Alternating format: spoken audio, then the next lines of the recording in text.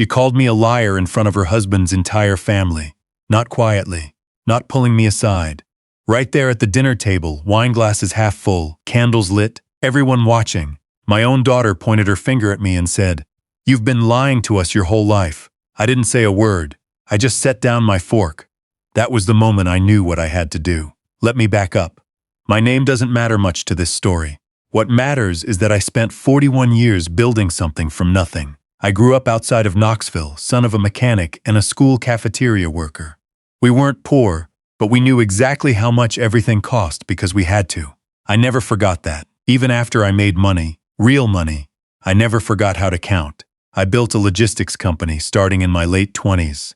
Nothing glamorous. Freight contracts, warehouse leases, a lot of early mornings and a lot of cold coffee. By my mid-40s, I had quietly sold a controlling stake to a private equity group and stayed on as a silent partner. By the time I turned 60, I was receiving quarterly distributions that most people wouldn't believe if I told them the number. I won't tell you the number. Just know that I was comfortable, very comfortable. But I didn't look it. After my wife passed, 8 years ago now, I moved out of the big house in Brentwood and into a 2-bedroom condo in a quiet part of Nashville. I drove a used Chevy Silverado. I wore the same fleece jacket 3 seasons of the year. My neighbor thought I was a retired postal worker, and I never corrected him. There was something peaceful about being nobody in particular. My daughter, Sylvie, knew I was fine. She knew I had some savings. She thought the condo was cute in a sad old man way. She had no idea what I was actually worth. And I had never volunteered that information because I'd watched money ruin enough families to know better.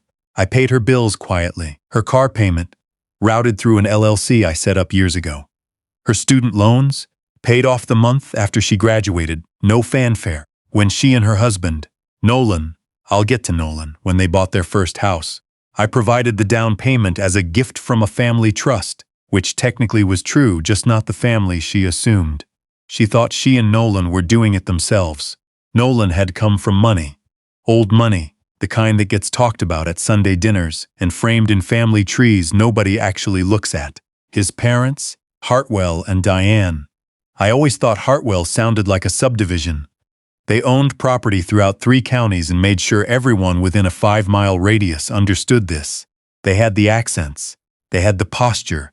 They had the specific kind of condescension that comes from people who stopped actually working 2 generations ago and now just manage what remains. From the beginning, Hartwell looked at me the way you look at a scuff on new shoes. I was tolerated, invited to dinners because Sylvie insisted, seated at the end of the table near the kitchen.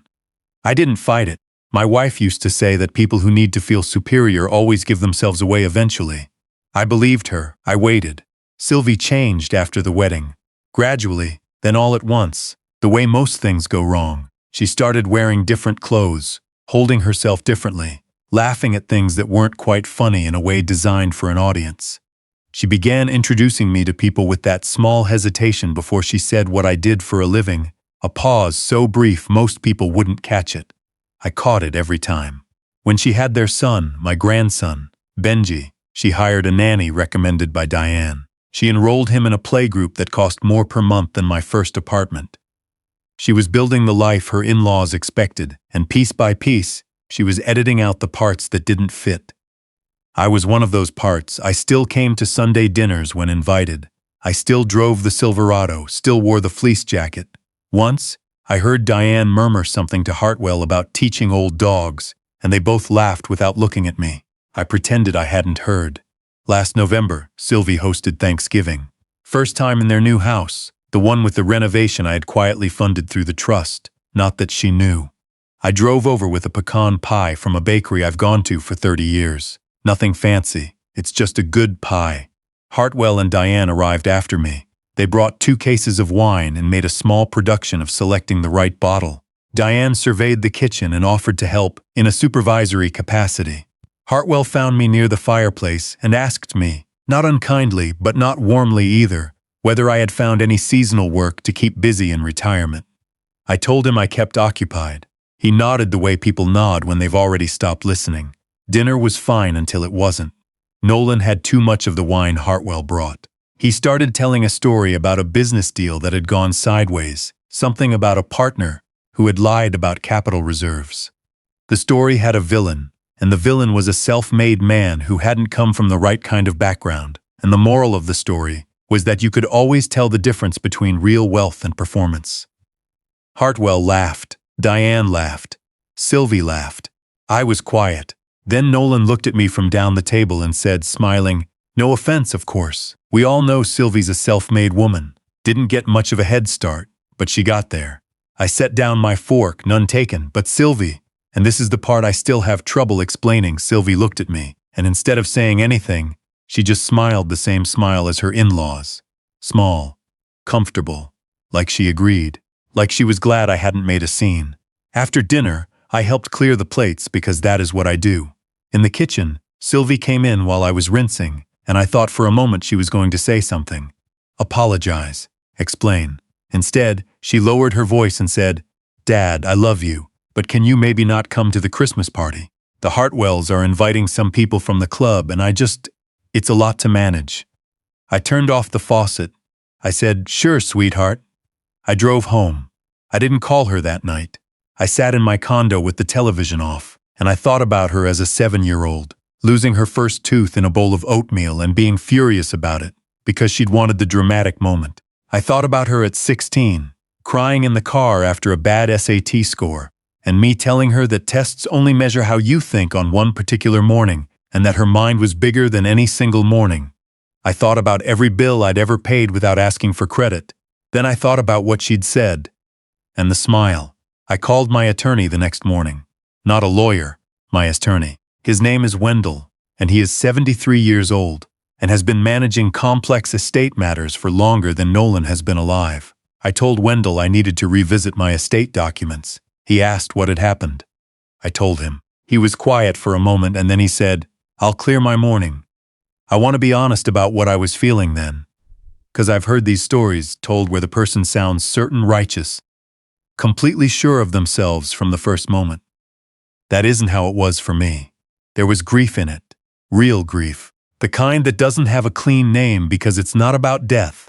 It's about seeing someone you raised become someone you don't quite recognize and having to decide what to do with that. I took about 2 weeks. I walked a lot. I ate at the diner near my condo 4 mornings in a row and had the same eggs and read the same local paper because routine helps me think. I called my sister in Chattanooga and didn't tell her everything, but enough. She listened. That helped. At the end of 2 weeks, I was clear. Wendell and I met 3 times over the following month. We restructured everything. The quarterly distributions from my partnership stake were redirected through a different vehicle. The trust documents were revised. The beneficiary designations on every account, were reviewed and updated.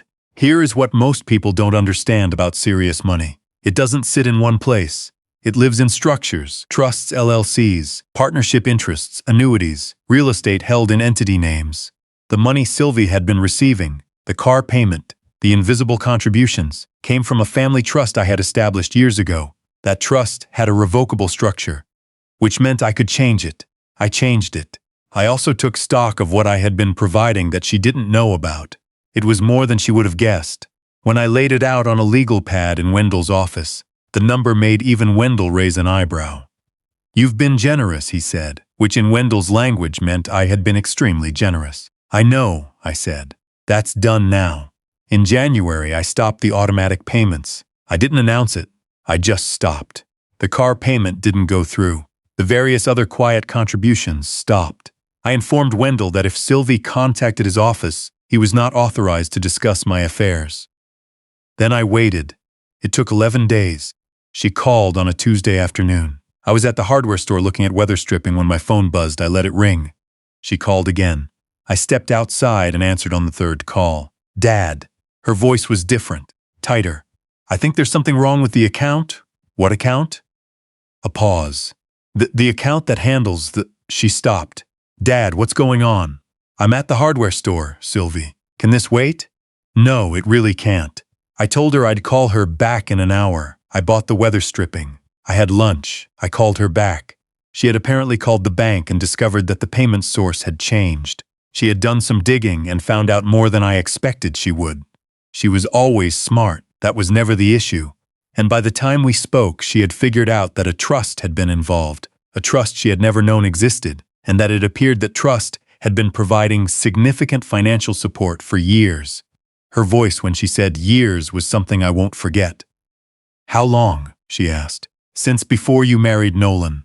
Another long silence. "Why didn't you tell me?" "Because I didn't want it to change things," I said. "I see now that it might have been useful information for you." She heard what I wasn't saying. She was quiet for a long time. Then, "Are you doing this because of Thanksgiving?" "I'm making some changes to my financial arrangements, Sylvie. I think that's my business to manage." "Dad, I love you. I'll talk to you soon." I hung up. She called back 14 times that afternoon. I did not answer. I made dinner, just soup, nothing special, and watched the news and went to bed at my normal time. I slept fine, which surprised me. I thought I'd lie awake. But there's something about having made a decision clearly and for the right reasons that settles the body. Nolan called me the next morning from an unknown number, which told me he was clever enough to know I might not pick up his name. I picked up. Old habit. He was polite at first. Nolan at his best is a skilled talker, smooth in the way of someone who learned conversation as strategy. He asked how I was. I said I was well. He said he understood I'd made some changes and he was hoping we could discuss it. I said, "Sure, what would you like to say?" That rattled him a little. He'd expected me to talk first, to explain myself. I didn't. He said that Sylvie was upset. He said the family had been relying on certain things continuing. He said, very carefully, that he hoped I wasn't making permanent decisions based on a misunderstanding at the holiday. I let him finish. Then I said, "Nolan, I want to be straightforward with you because I think you're a man who respects directness. I've restructured my estate. The support that was going to you and Sylvie has ended. Sylvie will receive something when I'm gone, but the structure is different than it was, and it doesn't benefit your parents or your family's interests. I'm not angry. This is just the decision I've made." A long pause. "You're being serious. I am always serious about money." He hung up. What came next was a period that tested me more than the decision itself. Sylvie wrote me a long email, 4 pages, that went through the history of our relationship and cataloged every perceived failure as a parent alongside a parallel narrative about how much she had done without and how hard she had worked. It was skillfully written and it hurt to read, not because it was true, but because I recognized the voice in it. That was Diane's framing applied to my daughter's life story. I read it twice. I wrote back 1 paragraph. I told her I loved her, that I didn't want to be her enemy, and that my door was open when she wanted to talk about us, rather than about money. She didn't respond for 3 weeks. Hartwell apparently made some calls.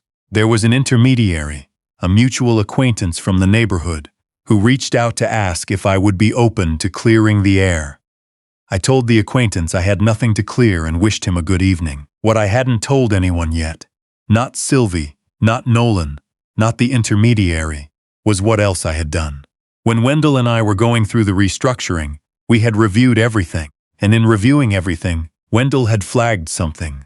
A small life insurance policy, one of those term policies I had taken out years ago, that I had honestly mostly forgotten about. The beneficiary on that policy was still Sylvie. But the policy had lapsed, and in its place, somehow, and Wendell needed to verify this carefully, there appeared to have been correspondence from someone using my name requesting a new policy be opened with different terms. I don't know what they were planning. I don't know if Nolan was involved or if it was someone else in his orbit, or if it was a mistake, or what exactly the intention was. But the correspondence had used documents with my information, and the policy amount was significant, and I had not authorized any of it. Wendell contacted the insurance company. He also, very quietly, contacted someone he knew at the state attorney's office, not to press anything formally, not yet, just to create a record, just so there was a file. I told him to do whatever he thought was right. What I want to say here, because I've thought about this a long time, is that I don't believe my daughter was part of that. I truly don't. I believe she has been selfish, and she has been unkind, and she allowed people to diminish me in ways she should have stopped. But I do not believe she would participate in something designed to hurt me. That's the one thing I'm holding on to, and maybe I'm wrong, but I'm holding on to it. Nolan is another matter. Nolan's family is another matter. The investigation, such as it is ongoing. Wendell handles that side of things and keeps me informed. In March, Sylvie called me again. A different call than before. She cried about 10 seconds in and then apologized for crying, and I told her not to apologize for that. She said she had been doing some thinking, a lot of thinking. She had started seeing a therapist, which I was glad to hear, and the therapist had apparently encouraged her to separate some things that she'd had tangled together. Her marriage, her relationship with her in-laws, her relationship with me. She said, "I don't know who I've been lately, Dad." I said, "I do, but I also know who you were before." We talked for 2 hours.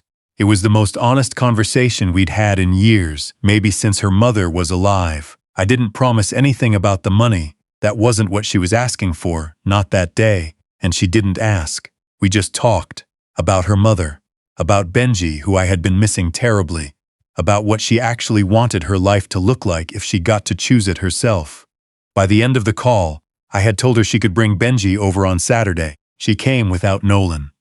Just her and Benji, who is 4 and has his mother's eyes and his grandmother's laugh, which still surprises me every time I hear it. We ate grilled cheese and watched half a dinosaur movie before Benji fell asleep on the couch, and Sylvie and I sat on the other side of the room and talked quietly while he slept. She asked me, very carefully, whether I would tell her what had happened with the insurance thing. I said that was still being sorted out, and that I would tell her everything eventually, but that I needed her to trust me on the timing. She said, "I should have trusted you all along." I didn't say anything to that. I just passed her the tea. What I know now, what these months have clarified, is that love doesn't have to be demonstrated through financial provision. That's something I got confused somewhere along the way. I thought I was protecting her by taking care of things quietly. Maybe I was also protecting myself from having certain conversations, from being seen as the man I actually am, instead of the impression other people had formed. My daughter thought I was a retired nothing. She allowed other people's opinion of me to become her own because it was easier than pushing back, and I let that happen by staying invisible. Benji calls me every Sunday now. Sylvie started it.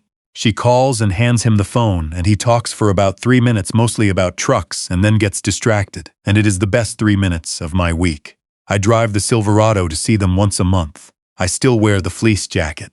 Sylvie asked me recently whether I was going to change anything back, the financial arrangements. I told her the truth. Some things, yes, in time. The trust is still being restructured, and there are legal matters still unresolved, and Wendell and I are being careful. But yes, she is my daughter, and Benji is my grandson, and whatever I have built in this life, I built it with her mother beside me, and I always intended it to go somewhere after I'm gone. But she needed to know it first. She needed to really know. I'm 67 years old. I've buried a wife. I've made payroll in bad months and walked away from good deals because they didn't feel right. I've learned the hard way that money does not make people good, and neither does the lack of it. What makes people good is a lot slower and harder than either of those things. Sylvie is working on it. I can see that. I'm working on it too. The pecan pie from that Thanksgiving. The one I brought and nobody touched because Hartwell had brought fancy wine and the dessert conversation was about some Paris bakery. I ended up taking it home. I ate it over 3 days sitting at my kitchen counter. It was still a good pie. Some things don't need an audience to be worth something.